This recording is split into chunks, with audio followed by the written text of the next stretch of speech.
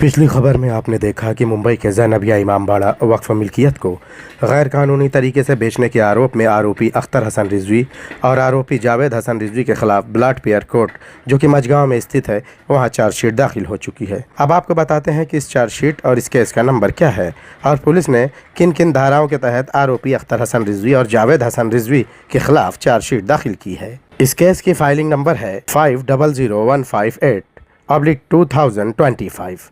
इसका registration number है 2/2025, जबकि इसका CNR MHMM 2000072522025 है।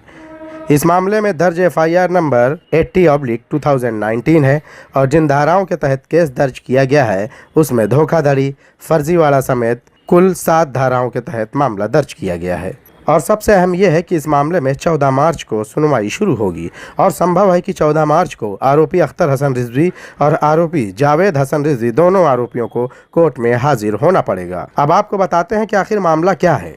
शिकायतकर्ता आमिर अली पंजवानी के द्वारा 8 मार्च 2019 को मुंबई के एमआरए मार्ग में आरोपी बिल्डर अख्तर हसन रिजवी और उसके भांजे जावेद हसन रिजवी के खिलाफ धोखाधड़ी और सरकारी दस्तावेजों में छेड़छाड़, फर्जीवाड़ा समेत कई संगीन धाराओं के तहत FIR दर्ज कराई गई थी।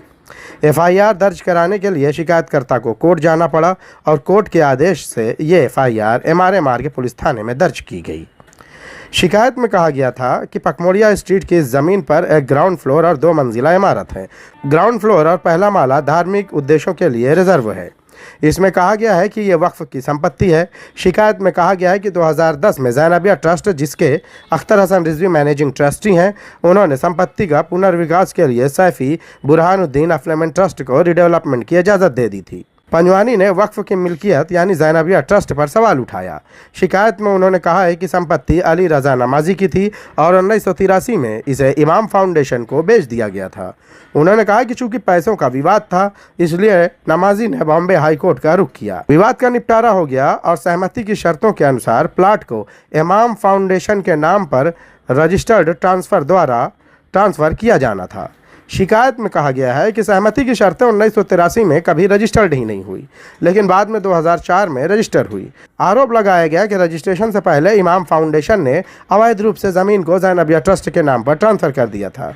कथित जाली दस्तावेज़ों का जिक्र करते हुए शिकायत में कहा गया कि मिल्कियत ट्रांसफ़र के लिए सिटी सर्वे को दिए गए आवेदन में आरोपी अख्तर हसन रिजवी ने सहमति डिग्री की मूल प्रमाणित प्रति प्रस्तुत की, लेकिन उस पर कोई मुहर या दस्तखत नहीं थे।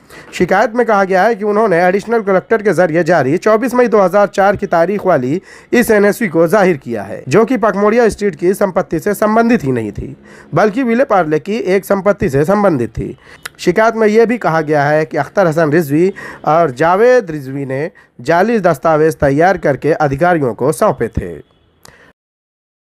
Desk report WH news.